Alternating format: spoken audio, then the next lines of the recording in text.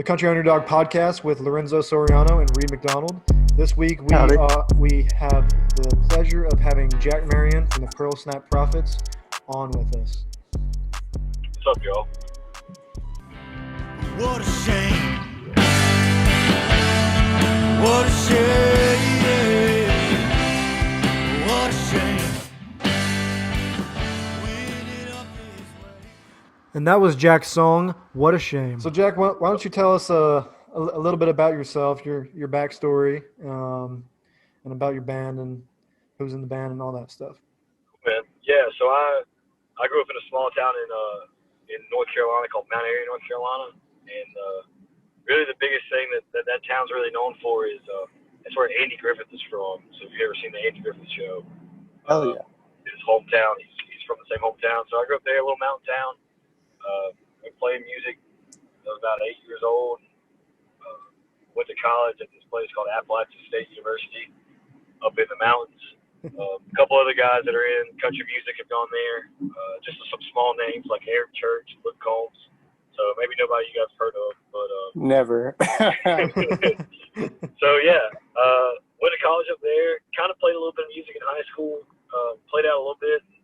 Got to college and was like, man, I really want to start a band. So I found our bass player Chandler Bell. We were all music industry students, so we were going to a show one night together, like a house show. He invited me out to go watch a couple metal bands that were playing in Boone, and we started talking about country music and what all we like playing. And I found out he played bass, and usually a bass player is the hardest thing to find. So I asked him if he wanted to start trying to play some music, and then from there we added our drummer Marcus Klantz, and then after that we had a guitar player for a while. And we ended up finding Owen and Matt. They kind of filled in on another gig, and they joined the band. And we really hit it hard like 2017 is when we really had our first kind of official year, and put out an EP in 2018 called The Devil and Me. In 2019, put out a new record called When the Well Runs Dry. It's a 4 record. We put that out last November. And yeah, we just play as much as we can around the state of North Carolina for a bit. So a lot of fun. So Devil and Me, it was a 4-track EP. Yeah. So it had Devil and Me on it, Let You Down, Quit, and Drinking Will Kill Me. You and I have had previous conversations about When the Well Runs Dry, but why don't you tell me a little bit about those tracks on that album? Yeah, man. So all those songs are pretty much written before I even had a band. There was a while there that I was just, when I was in school, I would just sit in my dorm room and just write. And I had all these songs and stuff like that, but I didn't really have a place to play them. And so those 4 songs really felt like they were kind of written around the same time and written together. And they were the best ones we had. And so we kind of, almost as soon as the band was formed, we got into the studio. Just on the off chance, the guy we wanted to work with, Corey Halterman, who's our engineer, and he's done both records. He's an engineer. He was an engineering student at App, and he had to do an EP project. And so we were lucky enough to like hop in on that and do it with him. And it was just a short and quick. I think it took us about a week to cut everything. And yeah, we just put together a little 4-song EP. Most of the songs are, like I said, just written in the dorm room. Devil and Me was written on the way up to App when I was driving on 77 on the way up, and there was a big billboard that just said Heaven or Hell. And so I just started writing it out as I was driving. Yeah. There's one of those kind of like scary, like 85555 Jesus billboards, you know what I'm talking about? Yeah. Just like, yeah, I saw one of those, and it was a pretty like nice sky picture. On one side it said heaven, and then on the other side it was like fire and brimstone. It said or hell, and that was it. It just said call this number. You can talk about Jesus. So I just started writing on that. So did you call? No, I didn't. I should have. I've always kind of wanted to just to see what they say. But yeah, I wonder who'd sit on the other side of that. Just that's their job. Yeah, I know. They're just like billboard operator. 24-hour day job. Yeah, really. They're just on call. They accept calls. But yeah, So how'd you write while driving? I do this really weird thing where if I start writing a song but I can't put it in lyrics, sometimes I'll be bad and I'll type lyrics on my notes phone as I'm trying to, or I aim my notes app as I'm trying to drive. But a lot of times I'll just sing the same song over and over again in my head, so I don't forget lyrics. Okay. And most of the time, if it's a good enough song, I won't forget them, which I think is a really good way to tell if it's good or not. Yeah, that's pretty true. So speaking of driving, you're driving right now to a show. Where's that show at? We're in Greensboro, North Carolina, which is about 45 minutes outside my hometown. It's kind of a nice little moving city here in North Carolina. So I'm driving through Virginia down there right now. Okay. Awesome. And that is, what is today? The 18th, 19th? 19th. 19th, Yeah, okay. today's the 19th. Yep. I'm sorry, my days run together. I forget them. You're fine, man. I completely understand that. Dude, I know. So what's this joint that you're playing at called? It's just a brewery gig, but this is our first gig we played since, I believe, sometime in the summer we had one gig. Before that, we hadn't played together since February. This will be the first time the full band plays together. Honestly, it may be the first time since the album, when we released the album in November, because we haven't had everybody together, but we'll have everybody together today. So, Okay, I saw yeah. What a Shame music video. Was that so? That was recorded live. Was that really like the last time y'all played together? No, so that's actually that's at our kind of our hometown bar called the Boone Saloon, up in Boone, which is where we all went to college. So that was it. The last place we played was all together was the Lincoln Theater. I'm pretty sure that's right. Because after that we had everybody kind of going in different directions. But actually, right now, most of the band is living in the same city, so we're kind of picking things back up, which is really nice. Yeah, that's great to hear. We love to hear live music coming back. Even the bars down here in Texas where we live are starting to have bars. They have like limited seating, limited capacity. But I think up here in North Carolina, bars are still. I don't think that bars are really allowed to come back yet, but places like breweries are open and venues that serve food. So we're finding a lot of like patio shows and stuff like that. Like yeah, the one the we're doing loophole. today. Yeah, because Yeah. they have to serve like 51% in like food. They can only serve like 49% in alcohol or whatever. Yeah. So the place we're playing today is like an outdoor beer garden, and everybody will be kind of far apart from each other. So we're still trying to be as safe as possible. We don't want to be like who was the guy that recently Chase Rice that got in trouble. Oh yeah. He had that massive concert with people just piled up against each other. We're not really trying to do that, but we're trying to be as safe as possible and still be able to do what we like doing. It's hard for a lot of musicians right now to not be able to play shows, especially in the industry where doing shows and touring and playing is really the main money maker for a lot of people. So Absolutely. it's a tough thing right now, man. Yeah, it's funny. The ACMs were on the other night, and my roommates were watching it. I didn't really watch it, but they were performing. The artists who were performing the camera panned over into the crowd, and there was nobody in the seats. They were just performing in front of nobody. It was just televised. It was kind of fun. Yeah, man. I've been watching if you've been watching those like Opry videos, there was one that they did. It was just acoustic, and it was Vince Gill, Brad Paisley, and Marty Stewart. And it was really odd because they were just playing to an empty Ryman theater, which is just kind of yeah. It's just kind of eerie, but it was really good. It's like this TikTok that I saw yesterday. It was like of Joe Biden, and Joe Biden came out, and you heard this clapping from behind the camera and all this stuff. It sounded like it was just the camera crew clapping for him. It was really funny.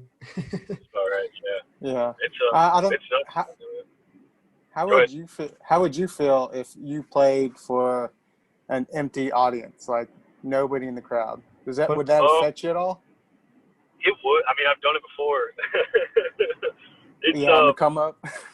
Yeah, I mean, there have been times when we played shows to just girlfriends before. So I mean, it happens.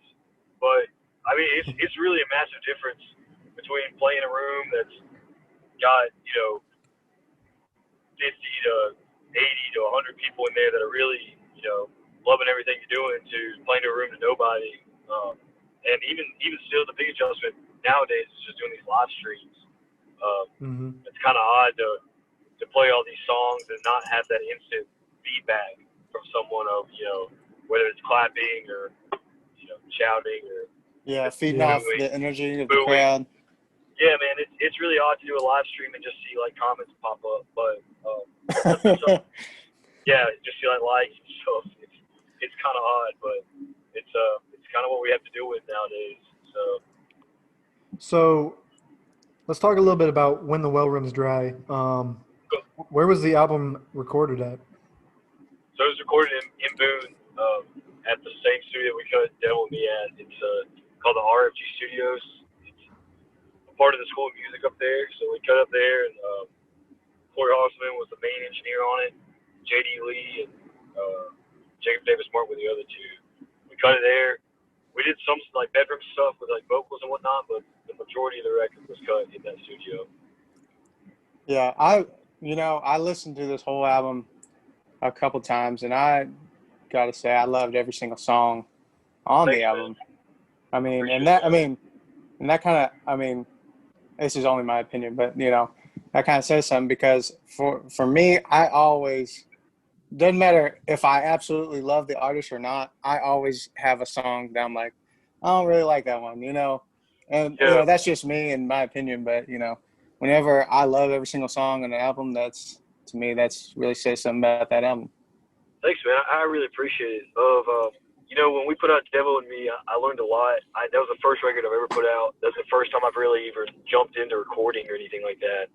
And it was a lot of swings and misses, and a lot of just learning lessons about how you conduct yourself in the studio. And we really came in with this new record, a much more experienced band. We probably played the songs on this entire record out for about a year, because really when Devil and Me was finished, I had already had a good chunk of When the Well Runs Dry already written, and I was just ready to get back in the studio almost immediately. I think actually we released Devil and Me in August, and by December of that year we were back in the studio. So it was a pretty quick transition, but I think with this album we were a much better band that was really well rehearsed on all the songs, and that helped out a lot, I think. Yeah, and you can really hear it in all of the songs. And from what I can tell from live shows, I mean, it sounds no different from the live version. The main difference between When the Well Runs Dry and Devil and Me, and that's kind of the reason, if you ever notice, like the cover just says the Pearl Snap Prophets. It doesn't say Jack Marion and the Pearl Snap Prophets. And the reason for that is that the album itself is much more of a band record, because the boys put a lot of their own spin on a lot of different things. They all have like a lot of super unique parts on it, and the band really makes that record. They make the songs 10 times better. Yeah. So from previous conversations, sorry to cut you off. From previous conversations, you touched a little bit on the band members and their different backgrounds and musical style. Yeah. Can you elaborate a little bit on that? Yeah, totally, man. So we all nobody that plays in the band has ever played country music before. And that's to even say we play country music is still kind of a stretch. I think the best way we've had it described is that we're a rock band with a singer with a southern accent. So I think that's a pretty good way to say it. But they all come from Owen, who's our guitar player, comes from a background where he plays a lot of like sad boy, emo, funk music too. And him and Matt are both in a funk band together. Matt, our keyboardist, is really, really. They're all jazz players. They were all in the jazz band and whatnot. But they all, like Matt played funk. Chandler, our bass player, has a sick death metal band. They call it, or glam slam, excuse me, but called Basilica. That's a really heavy metal band. And our drummer Marcus is in about 4 or 5 or 6 different other projects. So they all come from a really different background of music, and honestly, it adds a lot because we can pull from so many different. I just passed one of those billboards that says 834 Truth. That was the phone number. Anyway. Call it right now. I'll do it after this. I probably need it. But we really, back to my point, is that we really pulled from a lot of different stuff, and sound unique, and I really like doing that. They really added a lot to the record individually. I mean, you say you're a rock band with a Southern accent. I mean, to me, it's very, very Red Dirt, very much what we like here at Country Underdog. You know, Yeah, man. I kind of hear some Mickey and Motor Cars, kind of Turn Back Troubadours. I've gotten that so much. Somebody told me that I sounded like the singer from Mickey and the Motor Cars. I'm pretty sure. So yeah, I got that one time in a bar when I was singing. But I really love, like, I found Red Dirt when I was like 18, kind of heading into college. And I think the thing I really like the most about Red Dirt, besides just the music being the closest thing to, like, 90s country, even 80s country, like what I consider actual country music. Same. I just love the scene. I think the support that's around the music scene in Texas and Oklahoma is great.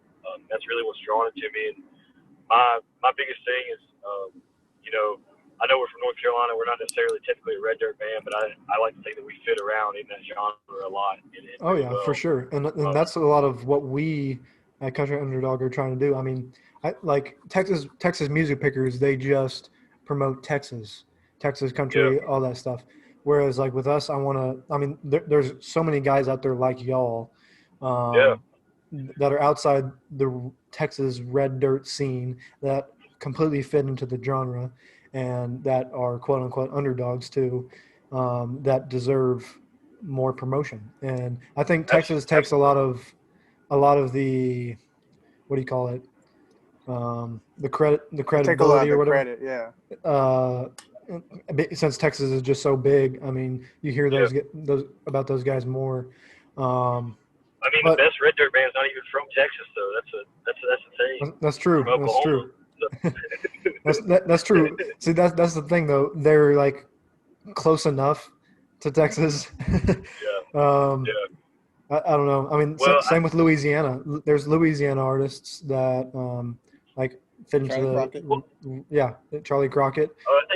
I think the big one for me was that I found American Aquarium really, really early in college, and I saw them live actually in Greensboro, the city I'm going to tonight, and it just kind of blew me away because it was not. It was a rock show. It was everything I liked about music. It was rock music. It was country music, and it was just kind of like. It had that kind of like raw feeling to it in the live show. The honesty. Where it was just the honesty. And it was a room full of about 60 people maybe, and every single one of them knew the words. And it just like, that's what drew me in. And I was like, man, are these guys doing it full time? Like, how are these guys doing it? And I come to find out, like, American Aquarium really, they're a North Carolina band, but they have really worked themselves into the Texas scene. Really well, and I think that's definitely the path we try and look towards. And there's so many bands in North Carolina that would do just as well down in Texas as well in that Red Dirt scene. Oh yeah, for sure. I mean, I have two cousins up in Ohio that play country music. It's like, hey, like they're not having a ton of success, but they're good. And it's like if y'all could break out of that small town that y'all are in up in Ohio and come down to Texas, shoot, y'all can stay with me. Let's get y'all into this this scene down here. And like, I was telling you, like in the last couple months, our Spotify listeners, we hadn't put a record out since November, but our Spotify listeners has grown. It's just from being on all these Texas country playlists. I think we're getting a lot of listens down in Dallas, which is awesome. I love that. So it's really really cool. Absolutely. And it's funny that you mentioned American Aquarium like that, because I had the exact same experience with them. I went and saw them. I didn't even go to see them, but they were playing some live show out in Lubbock, and there's a bunch of bands, and I heard them, and like it was my first time hearing them, and like you said, everybody knew the words to every song they played.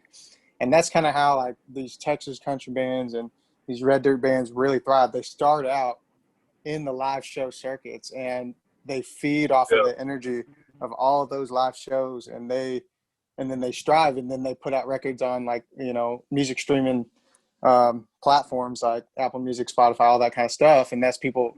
It spreads, and versus like bigger labels like in Nashville and stuff, you hear them on the radio first before you ever saw them in concert. I think we really make that when Hold on, man. You're cutting out for a sec. Are you going through a tunnel? I think you went through a tunnel, man. He went through a tunnel. We lost. But yeah, y'all need to go check out this album if y'all haven't heard it. When the World Runs Dry, even his EP, Devil and Me. I liked Drinking Will Kill Me. That was a great, just upbeat, Western country style song. And like I said, every song on this When the World Runs Dry was absolutely fantastic. I mean, I was jamming to it this morning, eating breakfast outside on my patio. And the weather's been beautiful out here. It's a cool, crisp 87. Nice, beautiful fall day here in Texas. Yeah. All right. That's probably hot to everybody else in the country, but that's beautiful here. hey, sorry, y'all. Hey, you're back. Cut out for a little bit. You're back. I think. Maybe. Maybe. Y'all hear me? Yes. Yeah. Can you hear us? Hold on. You there? Yes, we are. Can you hear us now? Yeah, sorry, y'all. I'm in like the back roads. I think I just went through kind of the no data area of it. So I'm in the back roads of North Carolina right now. You're good.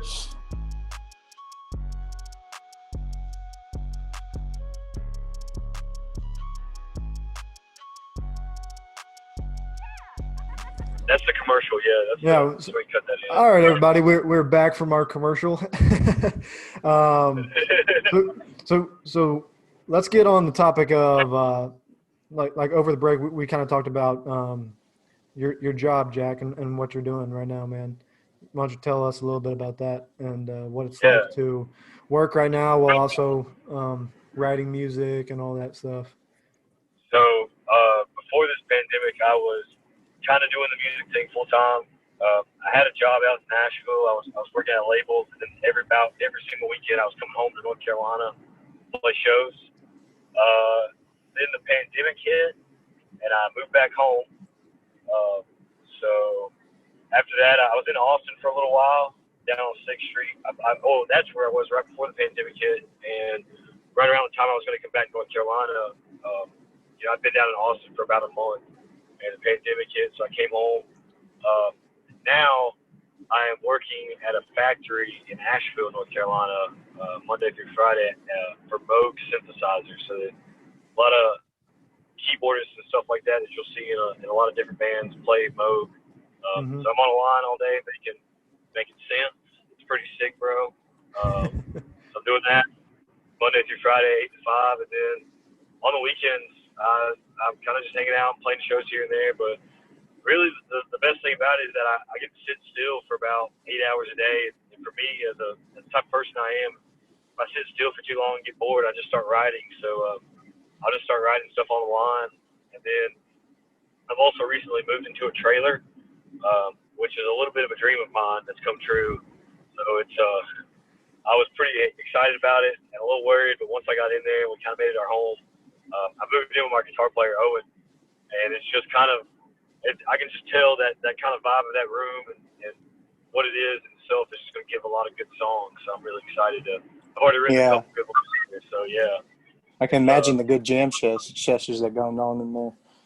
Yeah, no, I mean, just that and just kind of just hanging out and being in a trailer and just kind of, it's like Travis Tritt's like best dream, pretty much. Like I just imagine it. This is what every little redneck kid growing up wants is a nice little double wide. Living the double wide dream. Yeah, I know, really. Casey Donahue. So, where'd you find the trailer at? I found it on Indeed. No, not Indeed. Apartments.com or something like that. So it was actually cheaper to rent than an apartment or anything. It's super nice. We've got a little backyard, a little bit of nature. I've already got a rocking chair on the back porch. It's all I could ever want more. Yeah, enough room for the dog to run around, all that. Exactly. Yeah, fence and everything. It's great. So let's get into the songwriting on where the well runs dry. Like what are some of your inspirations from the album? That first, another like big difference between those two records is that first record was really Devil Me was really me listening to a ton of Turnpike over and over and over again. So that was really my Turnpike record, I like to call it. But this new one, I found 3 records that I really listened to a lot.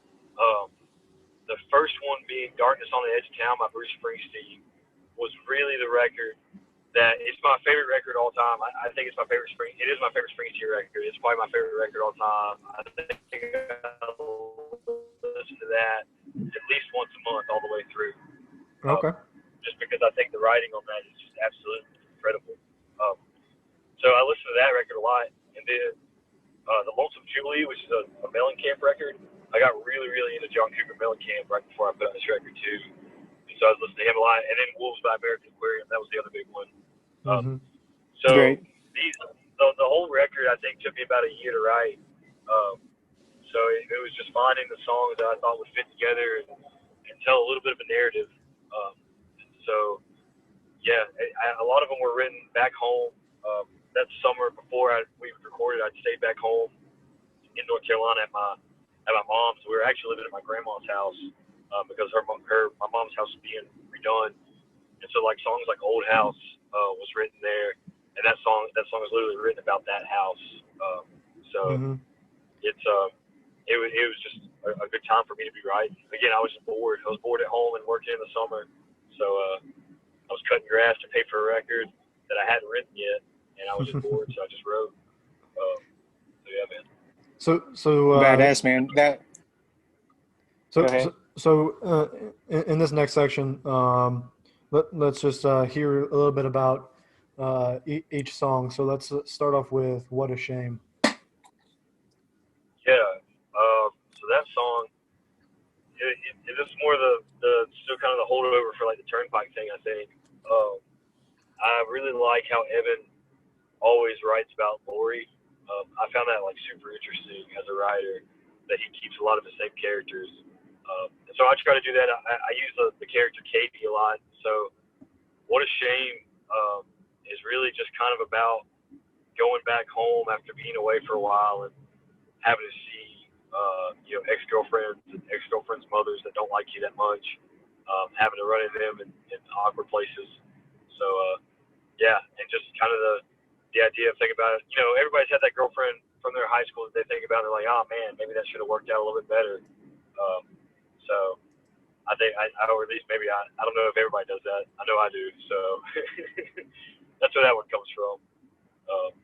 And yeah, it's my favorite song on the record. I think it's just a kick-ass song. Alrighty, next, Ain't That Bitch. Ain't That a Bitch? Ain't That a Bitch.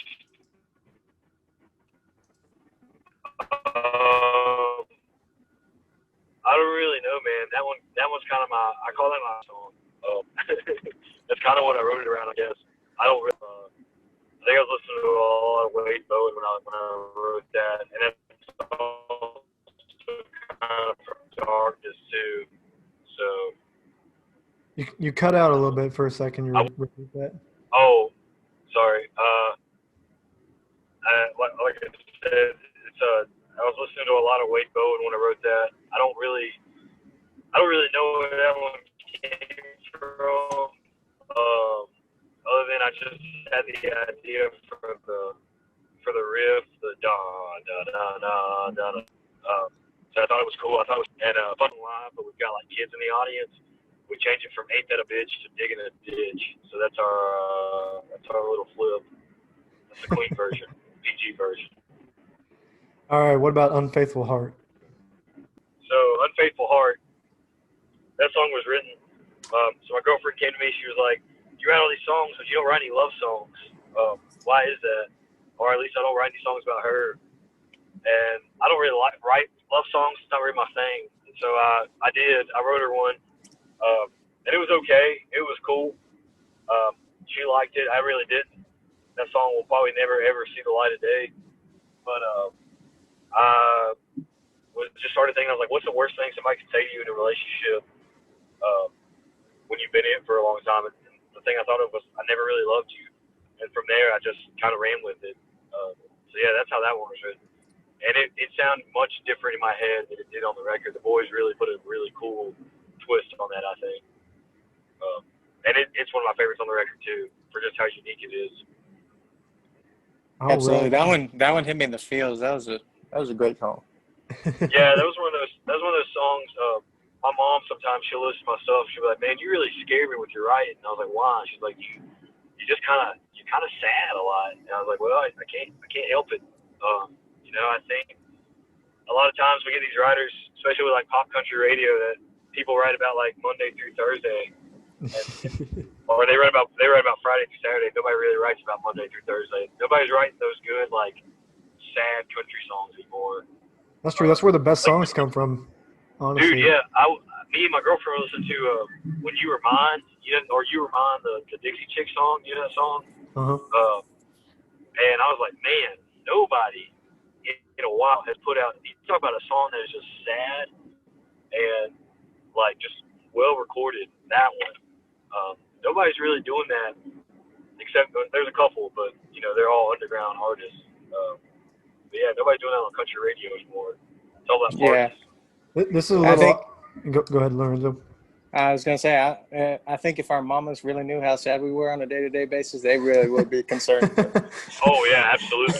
Hey, I just guarantee got off the phone with my mom like a couple hours ago. They were worried about me. I was like, "Oh, yeah. good. It's whatever." Well, yeah, I told her, I was like, Mom, it's nothing. Like, I'm fine. Like, I think that there needs to be more. I really like writing about situations I think people actually go through in the rough ones. I don't think they're talked about as much. Mm-hmm. So, yeah, that was one that, really just, I kind of just got into that character's head and just wrote from that perspective, and it just flowed out. I mean, that song took me like maybe an hour to write. And those are usually the best ones. Yeah, So. for sure. Why don't you talk about Old House? For whatever reason, this song just really hit me, and I think it's grown to be my favorite song on the album.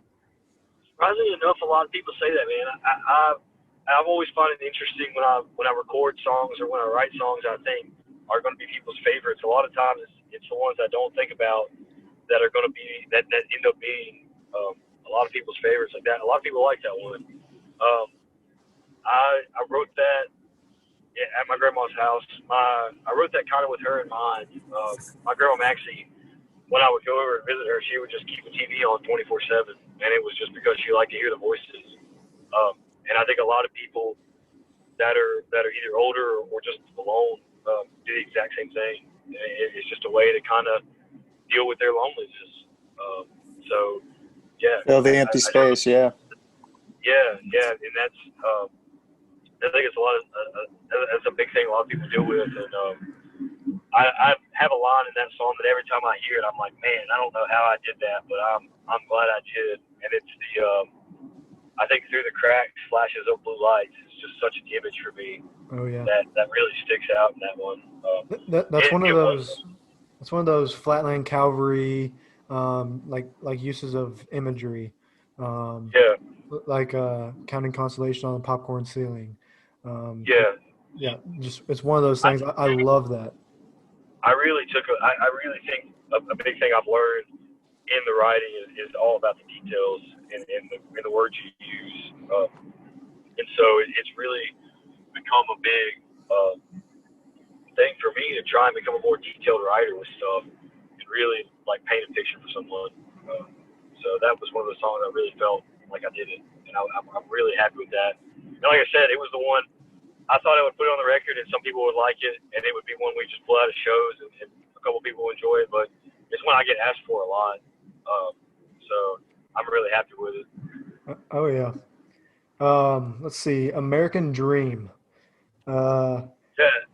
Is that just kind of your take on America right now, or like what life is supposed to be and what's promised to us, or what? I think a lot of it. That song I wrote. So that's one of the songs that was actually written when I was like 18 or 19. I wrote it because I was moving away to college, and I was kind of in between being in my hometown and being away. Mm-hmm. And I was kind of, when you're 18, you really don't have a lot of options about what you're going to do. And I think that was a big thing for me. And I'd also watched a lot of people that I love work really, really hard their entire life and not have a ton to show for it. And I think it's kind of a take on that idea that um, there's still, it's a terrible thing to watch people struggle day to day, and it is. And that's just kind of, I guess that is kind of how I felt right now about the way things are. That's really And, deep for an 18-year-old. yeah, man. How dare you?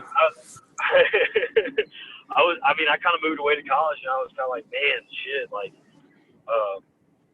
literally, I had the options. It was, I could go to college, I could join the military, I could just start working, and I had a couple options for working. And in that song, that's probably the most autobiographical one on the record.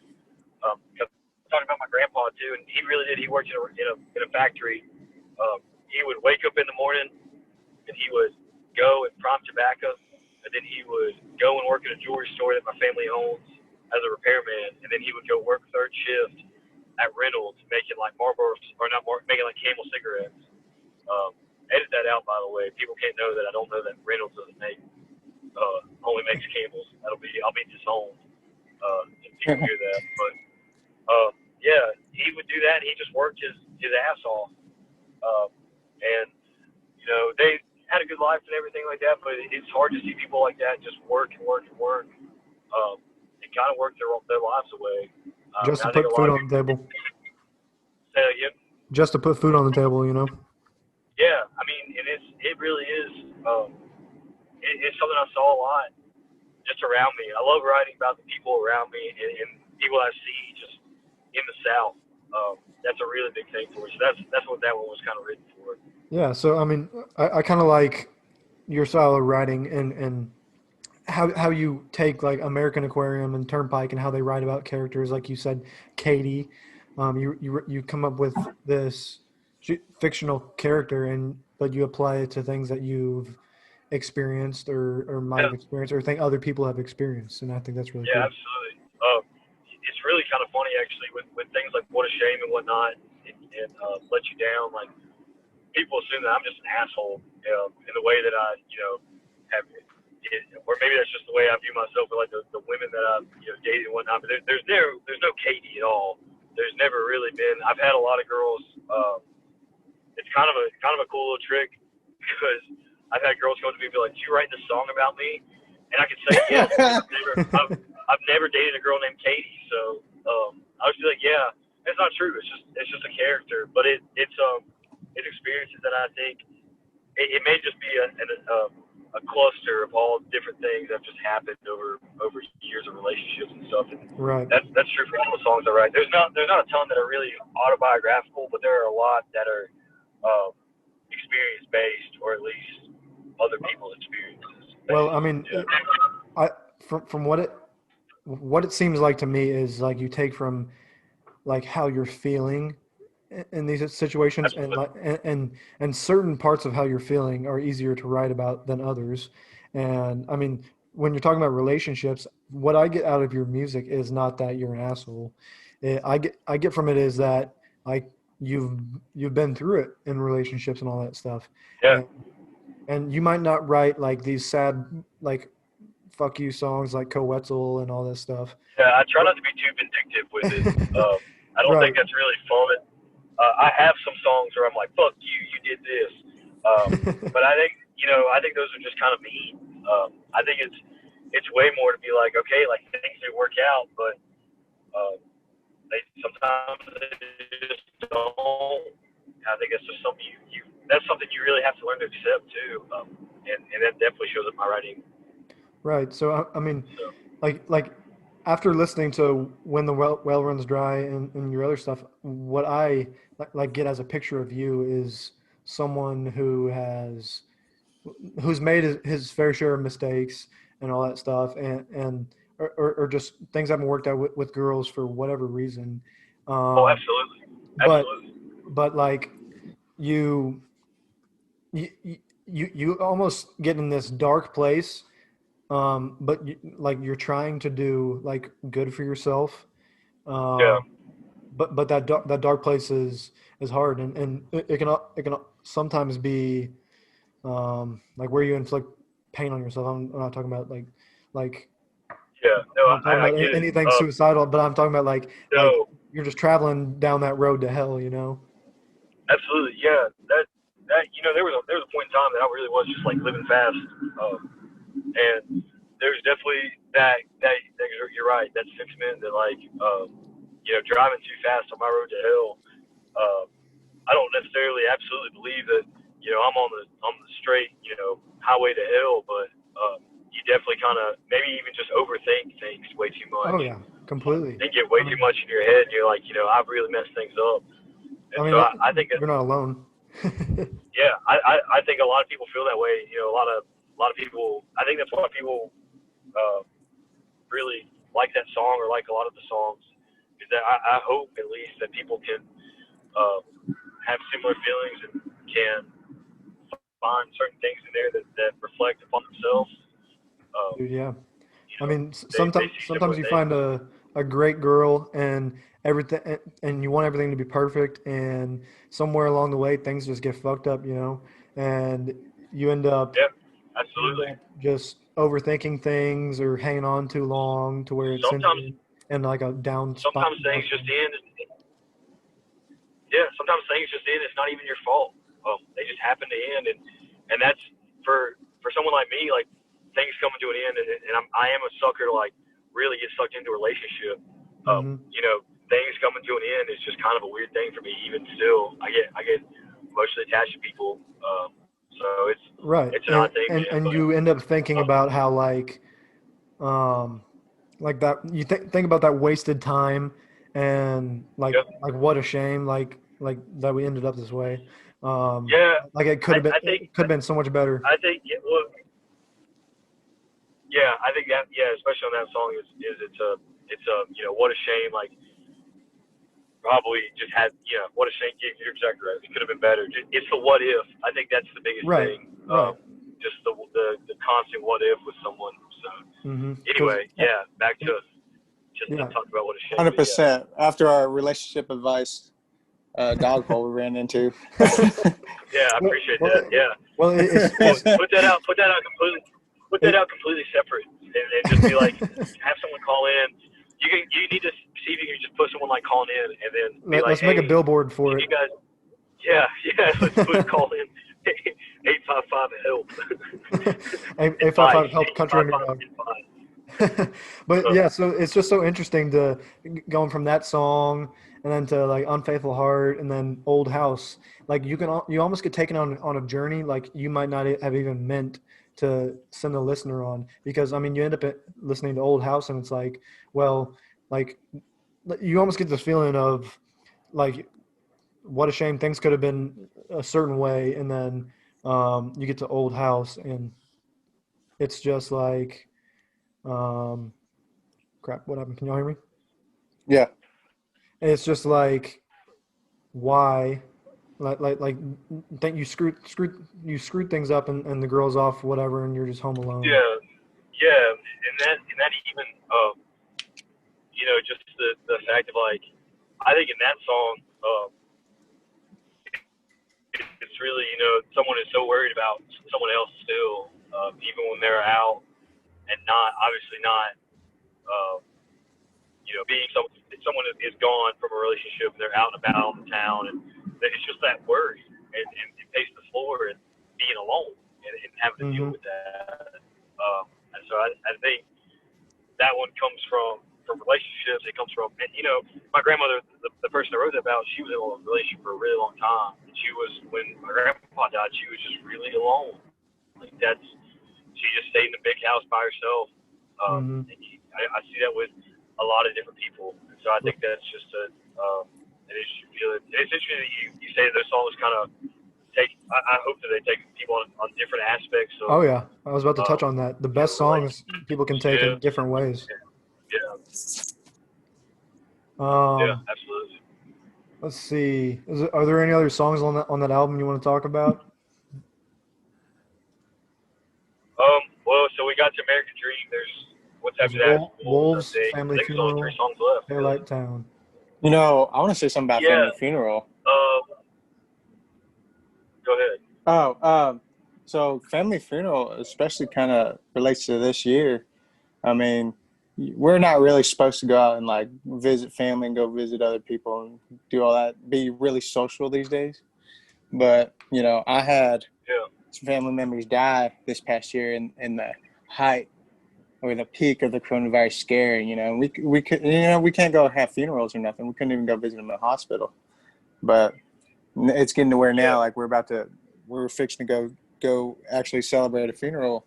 You know, celebrate their life and stuff. And this is gonna be the first time I get to see, you know, my family in a long time. And it's kind of the same way. You know, Yeah. you know, this is the first time, and we get to see each other again. Family funerals in the South are just an interesting event in their own right. Um, it's such a, for me especially, I have on my mom's side, it's such a massive family. I can't remember how many cousins there are, but it's a good bit. I mean, there's at least 30 people at a house at one point. And so when we would have family funerals, those are really the only time I'd ever see those people. And it was a constant thing of like, you know, why do we only get together when someone dies? And I think that happens. It happened over and over and over again. And finally, it happened one time with a great aunt of mine. She passed away sadly, and we all got together. And I mean, 30 or 40 people just sat around and ate after we got done with the funeral and talked, and laughed, and really enjoyed each other's company. And then I haven't seen a lot of them since. For So sure, I think that's for sure, I think that really holds true. absolutely. And for you, And I was the same way. it's just, Yeah. For yeah. those of you who I don't mean, know, I can imagine. I am Hispanic. If y'all didn't know this, but on my mom's side, I have the same thing. Tons of cousins, tons of people that I don't ever see, like, you know, family gatherings, and you know, we do. You know, we have the funeral, we cry and everything, but at the end of the day, we look for any reason to party. You know, after Yeah, we're done crying, it's Modelo time. it was. We don't break out the Modelo up here. We just do the deviled eggs. But I mean, I will say though, we have had, you know, on like the Thanksgiving and stuff, we have had Thanksgivings where people, you know, have had cousins bring homemade wine, and we've drank it out of Waffle House cups. So we still got a good bit of that. You can write a song out about that. Get-togethers. I'm trying to, man. I'm trying to find a good way to put it in there. I was really proud of myself. I put the word linoleum in the song recently, so I'm really proud of myself. That one took a lot. But yeah, man, go ahead. I was like, you just go into a random word generator and find a hard word, and interesting word, and it's like, I'm gonna put that in a song. Well, dude, I moved into a trailer. I moved into that trailer, and we were talking about the floors, and someone was like, "Yeah, they're nice linoleum," and I was like, "I've got to put that in the song somehow. Like, I have to," and I found a way. So I was really proud of myself for that one. But Family Funeral was one of those songs I got done writing it, and I was like, "This is exactly what I need to say and what I want to say." I just really like writing about the Southern experience because I think it's such a unique experience in itself. And that's really what the whole album is about, I think. Linoleum and Waffle House cups. Yeah, linoleum and Waffle House cups. But from Family Funeral, you know, Wolves is one of my favorite songs on the record. I think it's my favorite write on the record. It's very personal. I wrote it with Chris McGinnis. He helped me write one of the second verses, I think. I just really love that song. That's where we get the title track from. And then Taillight Town is just another kind of in that same Katie-esque type universe. So yeah, that's pretty much the whole album. About Taillight Town, you can't forget about that one. Yeah, you just said man. Yeah, that's what I just said. That's yeah. I originally thought that was going to be like the name of the record. I thought I was going to base everything off that song, and it just didn't turn out that way. Yeah, I think it's a great way to end the album, but really, I know some people may not hear the record as a concept, and I still don't sometimes, but it was kind of meant, and it kind of meant, kind of not, as a concept record, in just that kind of the same vein. If you listen to like Born to Run, the thing about that is when Springsteen wrote it, he wrote it as events that happened in one city in one night. And I found that really interesting. So I like to imagine our record is something that happens in like a small southern town, and maybe in like the span of a week. and you kind of just can take it through everything. So, and I think that they're just different. It's all just different experiences of a southern town, and I really like that. We got like 9 minutes left. Let's Cool. let's Get get your ready to take. pull up.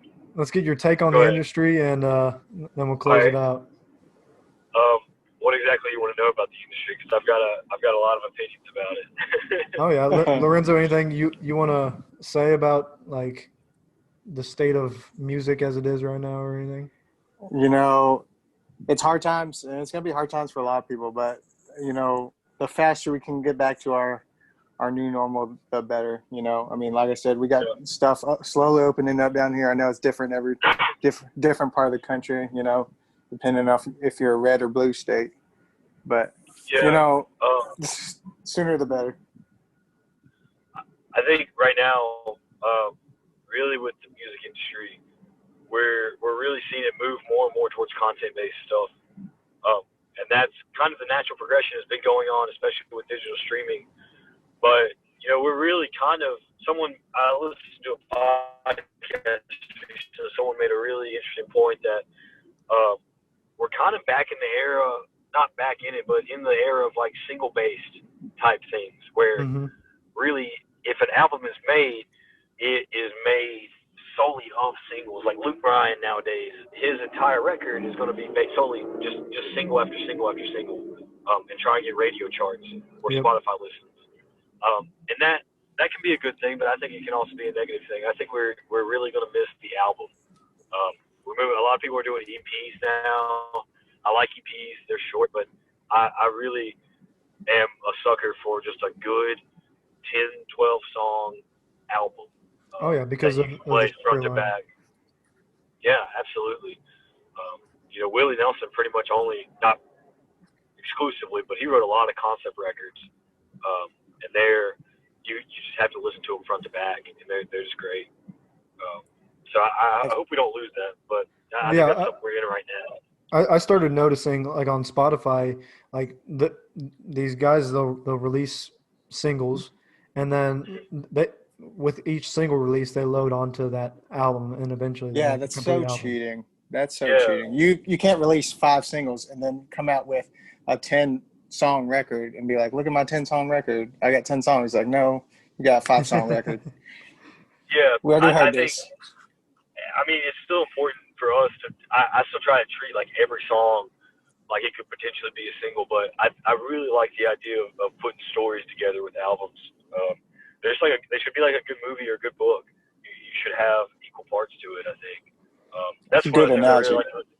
That's one of those things I really liked about that Garrett Bryan record, is that he really, you know, tells a story with it all the way through. I loved it, and that, and like, you know, that Tyler Childers record, Purgatory, awesome. That Sturgill, all that stuff. Yeah, did you listen to the new Tyler Childers album that he released? I've gotten into it, man. You know, that really makes me proud as someone that's from the Appalachian region and that grew up on a lot of old time and bluegrass music. It's really awesome to see that type of music get, not mainstream, but get a bigger platform from what I think is the biggest artist in independent country music pretty much right now. Oh yeah, easy. He's not even really super independent. He's on Universal, but yeah. Well, he released a 9-track album and he doesn't sing on 8 of them. Yeah, it's pretty awesome. I think that, and then again, like that album, there's not really a single on that. He didn't really release it to be a record that's just you have to listen to that whole record. You can't just, you know, I mean you can, but you lose some of it. So it's really interesting. I think it's a great project. So I have a good question. Go ahead. As a band and as an artist, in this weird period in time, what would be the best way to support you and other artists right now? Do you have merch? Would it be just streaming your music, buying your album? What would be the best way to support your favorite artist right now? Dude, I always say the biggest thing for us is, you know, if you want to buy merch, that's awesome. That's great. All that money that you put into merch goes directly to us, and we put that into, you know, records, gas money. that stuff always helps. The biggest thing is just follows on Spotify and putting us on playlists. That helps out so much. I hate to feel like I'm controlled by Spotify, but I realize nowadays that it is the most important thing to helping your favorite band. If you really want to see your favorite band get to a point where they can, play music constantly, have success, play these nice venues, you have to support them on Spotify and the social medias, Instagram, Facebook, whatever. And then, just buy merch. Right now, we've got some stuff out. I'm looking to get some new stuff up soon. Hopefully some sweatshirts. I'm working on that right now. But yeah, just follow, like, subscribe, purchase Oh yeah, a people shirt. don't realize the impact that just a Spotify follow means. Yeah, really, it holds a lot of weight, and the playlist thing is massive too. Just to have those monthly listeners, because we're finding more and more venues now look at your Spotify count, as they should, as like a true test. Oh, and there's really? Still ways, there's still ways to cheat that.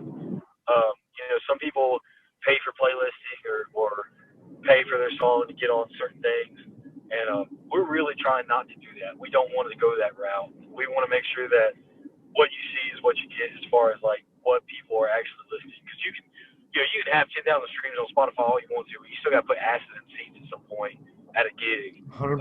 And so if you don't actually have those listeners, it's going to look really bad on you when you show up to a gig with a song that has 50,000 streams, but you have 10 people in the audience that don't even really know your music.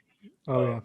So we're really interested in finding the people that have really bought in on our stuff are people that we want to keep making stuff for, and we've got some. And Country Underdog has helped out a lot with that, so thank y'all big time.